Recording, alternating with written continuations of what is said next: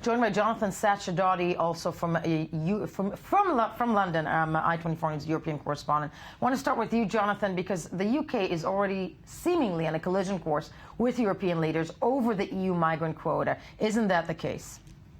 Yes, and there have been more than 1,800 migrant deaths in the Mediterranean this year alone, which is something that is playing on the minds of politicians who at the same time have a commitment to reducing immigration numbers into this country. The new Conservative government that's just taking shape at the moment here in London has made a promise that it will reduce migrant numbers, and yet this is a moral problem for the whole of Europe and a problem that requires joint-up effort from European countries and beyond.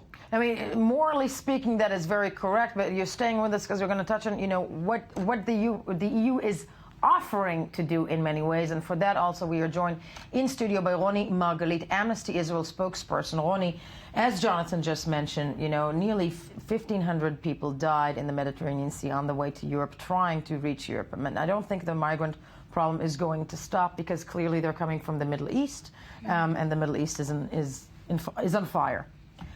The situation of these people, what are they facing, just so people understand, in the countries that they're leaving? And why is it so important to try and help them? Okay, so first, many of them are refugees that fleeing from Syria, and we should keep in mind that Libya has always been both a transition place, but also a destination for refugees. And now the situation in Libya became impassable. Even community of refugees who lived there for a few years cannot stay there any longer because of the situation there at the moment.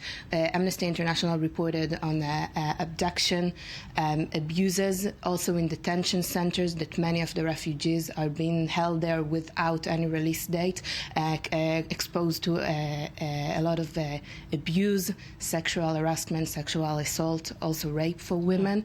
And we hear about the situation about the smugglers who also put people's life in risk and also attack women that travel alone. And many reported about their experience that they've been treated as slaves. Right. And it's a problem that is not going to stop. And Jonathan, wondering out loud with you, because, and I'm going to have to say it, Mogherini's plan, Jonathan Sacerdoti in London, that basically sounds, Europe needs to deal, as you mentioned, they have to deal with the migrant issue. We live in a televised age. Everybody's seeing people dying in the Mediterranean. It's a moral issue. It also doesn't look good. Has there been any kind of response to Mogherini's suggestion to try and stop, the smuggling of people already at bay? Well, the suggestion of how this is done is twofold. One is to resettle the migrants who do get into Europe and to share that burden across the European states. And the other one is to try and stop them getting here in the first place. And the somewhat controversial method for doing that, suggested, is military, by taking out the smuggling boats and trying to undermine the smuggling and people trafficking operations, either financially or through better investigation and more joined-up efforts across Europe into their modus operandi.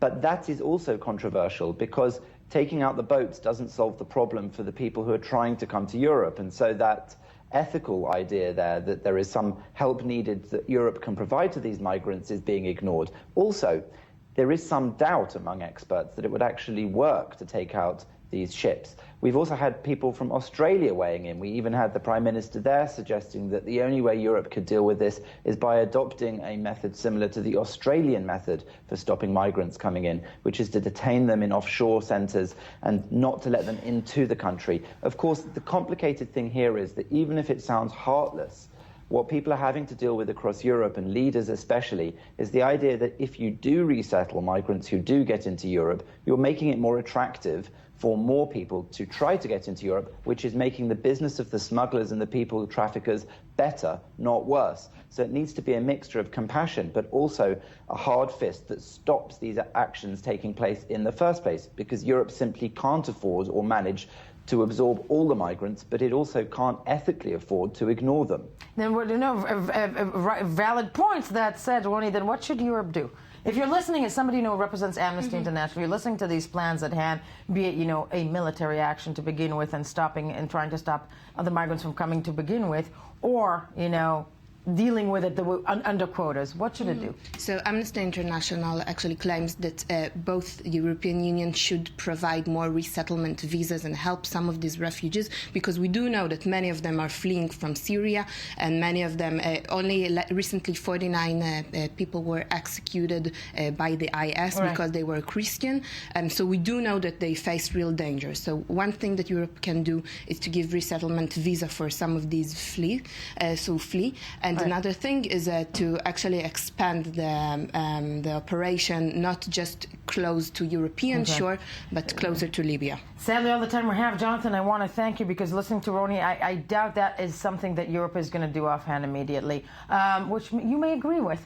Thank you for being with us, Roni Stav. Thank you for being with us this morning. When we get back, today is Israel Science